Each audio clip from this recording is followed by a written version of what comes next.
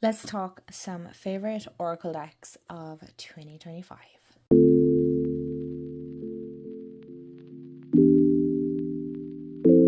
Hey everyone, and welcome back to my channel, or welcome to my channel if you're new. Hi, I'm Mand, and today we are going to talk about my top favorite Oracle decks from this year. Oh my goodness me. I definitely, I've always said I'm definitely more an Oracle lover. I love tarot, don't get me wrong, I do. But I suppose because I learned reading Oracle first and then tarot followed suit.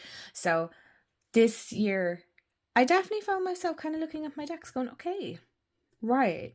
I definitely loved a lot more tarot decks than I did Oracle. What? So it was very strange and unusual for me because normally I'd have like more Oracle, but I have 5, just like my tarot. This year has been kind of a slow year on loving on decks because it's just been so 2025. It's been so 2025. So without further ado, let's get into the video. And if you're new here, hi, like I said, I'm Amanda. I cover all things tarot and Oracle card deck related and glimmers throughout every day, every life, and finding magic in the mundane. So if that is your jam, then hit the subscribe button. I'd love to have a few parts of the family. We're pretty awesome, if I do say so myself. And as always, every like, hype, and subscribe is completely and utterly appreciated, and I just want to say I appreciate you guys so much. And as always, feel free to let me know what your favorite Oracle deck was from 2025, or decks, whichever you prefer. And let's get into my favorite Oracle decks of 2025. In no particular order, I do want to mention Earth and Bone Oracle. Oh my gosh, I love this deck.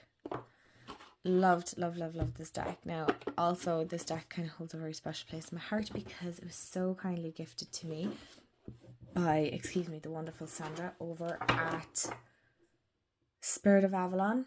Oh my god, Sandra, did I just get your channel name wrong? Oh, jeepers. I'm the worst with channel names sometimes. Or I'll know your channel name and not your name. Grace. I'm giving myself grace. The blue. I adored this deck so much. Now, this is very dark, right? It's very dark. It's very skeletal, heavy, right? Loved it. Well, I mean, it's in it. Earth and Bone. I mean, I loved this. I loved the darker element of this. I really loved how nitty and gritty this got, right? It held no prisoners. I'll give you that much. It was not shy in calling me out. It was not it did not care if it hurt my feelings. It didn't hurt my feelings, but it didn't care if it did. It definitely has a very regal, it's that card that triggered that, very regal energy to it. And yeah, clear cut for sure. There's no messing around with this. If you wanted an Oracle especially, right? A lot of people say Oracles are very fluffy and very, cutesy. And I'm like, trust me, they're not. If you find the right Oracle deck, it's not going to be cutesy. Phenomenal. I enjoyed that. Oh, I love that. I enjoyed this so much, and I loved the shadow element of it and just the grittiness. I enjoyed it. Next is Forest of Enchantment Oracle. This was so super exciting because I believe, and this is obviously my own opinion, this is the first deck that I was sent by Llewellyn, right? And this was just so cool. I never in a million years thought I'd be sent a deck to review. But I just love this. I'd been looking at Forest of Enchantment Tarot with ages. It's so long. I just really liked the look of it, but I never took the plunge. I did this year. I got it. I loved it. But this Oracle deck, goosebumps. Honestly, goosebumps. There was just something like that very enchanting, very whimsical, fairy tale-esque of it. And I loved it. It reminded me of some of the storybooks that I would have had when I was younger. Is it the Ladybird books I'm thinking of? I don't know. You guys are also kind. You let me know in the comments. But I just loved the images on this. Like, honestly, if I could frame them all, I would. I'd nearly get a second one of these, or a second deck, so I could stick them on the wall. I love the images so much. I love the detail and the thought I'm stumbling over my words, put into this deck. And again, the guidebook, they didn't skimp on the guidebook. Sometimes you can have a deck that's stunning, but the guidebook has been missed over. It's a great balance of both. I just loved the fairy tale aspect of it. Like, some of them I got right off the bat, and then others I'm like, okay. Beautiful. So good. I'll just show you the guidebook really quick. But yeah, this one holds a very special place in my heart for sure. And I really enjoyed working with it. I found myself reaching for it quite often actually throughout the year. And I just love the way we have a full colored image, right? And then we have the bard song, and then we have like little phrases here. So the power of music, emotional breakthrough, release, expression, the open heart. And then we get into kind of a description or, a story behind the card. And then we have the oracle's advice and lore keeper's note. So, and each one has a full page. And so it's like upright and reverse, but it's more advice and take note. So it doesn't seem like it's a bad thing, but it's just things to be aware of. Next one, Alchemy of the Spirit. You guys knew this was going to be here. Also, I don't think I've mentioned this. This is by Page Street Publishing. I've never heard of that publishing company, but this deck, oh my goodness me. I love that. I'm actually going to keep out the guidebook because I'm here for all of it. So yeah, for a change, let's have a look at the guidebook first, and then we'll look at the deck. Even though I'm pretty sure I've shown this deck. I got this out of a voucher that I got for my birthday earlier this year, and I wanted to make like the best decision. I love the way this deck works. It is split up, if memory serves me right. And yeah, so you have cards of situations, cards of spirits, and cards of signs. And then you have your introduction and all that. And I love the cute little white cat. The little white cat is throughout the whole deck, and I love that. So then you have your cards of situation. So they are all numbered, I believe, if memory serves me right. Because sometimes I'm the person that just dives straight into a deck. Yeah. So you have cards of situation. Oh, so they're not numbered. Sorry. Apologies. That was my bad. And spirits, and then of signs, and like you could totally split them up and shuffle them that way if you wanted to. What I love as well, it's a full color guidebook. So you have the bunny, so that would be our spirit, cards of spirit, right? Spirit of potential, and then your time will come. And then I love the way that we have our description, and then in balance and out of balance. So you have like little keywords, and I feel like they were great for either prompting to journal on and kind of reflect on. I love the backs. By the way, they're not dirty. It's just the way these were printed. They're all the same. Love it. I just love it. It's kind of like I don't know, it reminds me a little bit of Sailor Moon. It's very cute. I love the coloring, but I thoroughly enjoyed. Now, as you can see, the borders are a bit different, and I love that. It works. Do you know what I mean? I know sometimes borders can be hit or miss. These are a hit. Loved it. And we can see our little white cat friend. So he's like our little spirit, or she is our little spirit guide throughout the whole journey of this deck. And it is numbered. I knew I wasn't imagining it. It is numbered. And so you can draw on the numbers 22. Yes, 22 is my magic number.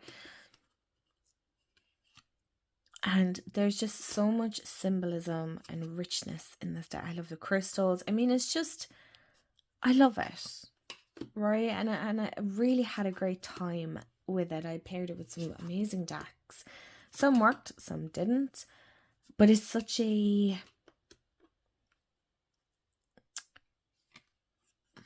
soothing, soulful deck with a lot of meaning and a lot of heart in it. You can tell a lot of love went into this. And of course, what really sold me was the Panther card, for sure. Look at the little white. Oh my God, can we call him Ghost? Does the cat actually have a name? Oh my gosh. If the cat actually has a name, I do apologize. I don't know. He just seems like a cute little ghost that'll follow you around, and I love it. Oh, and to accompany you on this journey, there is an old friend, the self. I have a name for them, but I ask that you give them your own and meet them with your own intuition. The self is everything you are, what you are in essence, and what you have felt at some point as a powerful, assertive, and loving manifestation of your own presence. Why am I getting emotional about that? So, yes, Christina did name the little ally that we have here, and for some reason I don't know why ghost came to mind. It's not like it's a ghosty, ooh, spooky ghost. It's like, you know, one of those cute spooky ghosts, but I mean it in like the best, most heartful spirit ghost, you know, a guide, a source of light, hope. Oh, okay, anyway, before I start crying all together, this deck brings up just so much emotions. I love the way Christina has written this book. It's just amazing. Seer See Oracle. You know I was going to include this. This is a indie published deck by Elizabeth Riley, or Liz, and she goes by Bhakti Healing on Instagram, and the artwork is by Naomi Catherine.